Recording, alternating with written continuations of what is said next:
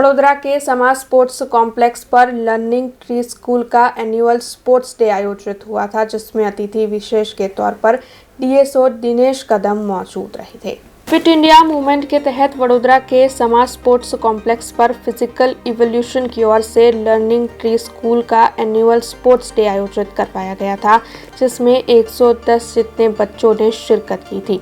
आपको बता दें कि ये जो संस्था है फिजिकल इवोल्यूशन, उसके धवल परमार और उनके अनुभवी कोचेस की ओर से छात्रों को बीते 2 सालों से काफ़ी अच्छी ट्रेनिंग दी जा रही है।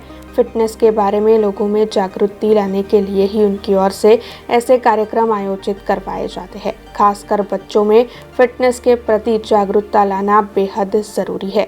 ऐसे में आपको बता दें कि इस कार्यक्रम के तहत फिटनेस ट्रेनर उर्वी परवानी की ओर से म्यूजिक विथ जुम्बा भी करवाया गया था और अतिथि विशेष के तौर पर इस आयोजन के दौरान डीएसओ दिनेश कदम मौजूद थे।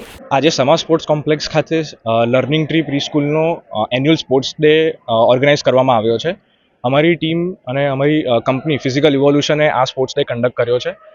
એમના પ્રિન્સિપલ શ્રી જેમિની મેડમે અમને આ સાથ સહકાર આપ્યો, આ ઓપોર્ચ્યુનિટી આપી આ ઇવેન્ટ કરવા માટે।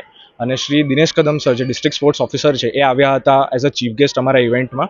એમના સાથ સહકાર અને પ્રોત્સાહનથી આજે અમે આ ઇવેન્ટ્સ વધારે કન્ડક્ટ કરી રહ્યા છે।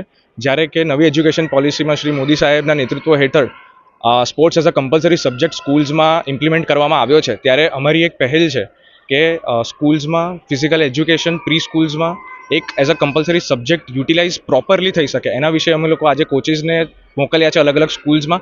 મેઇન પર્પઝ આ બાળકોનું એ છે કે જ્યારે એ લોકો ફિઝિકલ એક્ટિવિટી કરતા હોય છે ત્યારે એ લોકો ખૂબ જ એક્ટિવ હોય છે, અને એ જ વસ્તુને લઈને આજે અમે થ્રુ આઉટ ધ યર છોકરાને પ્રેક્ટિસ કરાવતા હોઈએ છીએ। અમારા કોચિસ એમની સ્કૂલ પર જતા હોય છે અને 2 થી 6 વર્ષના બાળકને અમે ટ્રેન કરતા હોઈએ છીએ।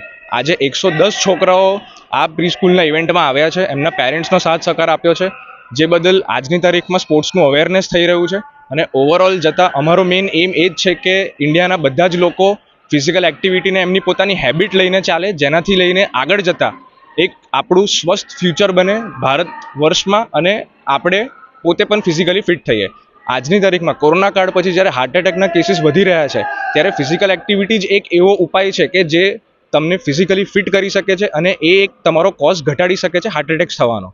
ત્યારે આજની તારીખમાં WHO કહી રહ્યું છે કે એક બાળક કે જે 2 થી 6 વર્ષનું છે એને એટલીસ્ટ અડધી કલાકથી પોણો કલાક એક પ્રોપર ટેકનિકલ વર્કઆઉટ કરવું જોઈએ, જેના વિશે અમે આજની તારીખમાં કામ કરી રહ્યા છે। ઘણી બધી સ્કૂલો અમારી સાથે જોડાવેલી છે અને આગળ જતાં અમારું મેઇન એમ એ જ છે કે ઘણી બધી સ્કૂલો હજુ અમારી સાથે સંકળાય અને અમે આવા જ ઘણા બધા સ્પોર્ટ્સ ડેઝ આગળ કરતા રહીએ। Learning tree the home school દ્વારા આજે એન્યુઅલ સ્પોર્ટ્સ ડેનું આયોજન સમાજ સ્પોર્ટ્સ કોમ્પ્લેક્સ ખાતે કરવામાં આવેલ છે, જે સમગ્ર આયોજનમાં ફિઝિકલ એવોલ્યુશન ના સહયોગથી આ આયોજનનું સંચાલન કરવામાં આવે છે। આજે આ સ્કૂલને હું ખરેખર અભિનંદન પાઠવવા માગું છું કે આ સ્કૂલ જ્યારે 110ની સંખ્યા હોવા છતાં આવા મોટા પાયા પર અને આપણા વડોદરાના સૌથી બ્યુટિફુલ અને ઇન્ડોર સ્ટેડિયમમાં એમનું આયોજન કર્યું છે। અને આ જે નાના ભૂલકાઓને રમતગમત ક્ષેત્રે અવગત કરવા અને પ્રોત્સાહન પાડવા માટે હું આ લર્નિંગ ટ્રી સ્કૂલને અભિનંદન પાઠવું છું અને આવી જ રીતે આગળ સારા આયોજન કરતા રહે અને બાળકોના હોલિસ્ટિક ડેવલપમેન્ટ માટે કામ કરતા રહે એવી આશા સાથે હું એમને શુભેચ્છા પાઠવું છું। अब खबरों से लगातार अपडेट रहना हुआ आसान। बीआरजी न्यूज आपके मोबाइल स्क्रीन पर। आज ही बीआरजी न्यूज की mobile app Google play store और ऐप स्टोर से डाउनलोड करें और खबरों से लगातार जुड़े रहें।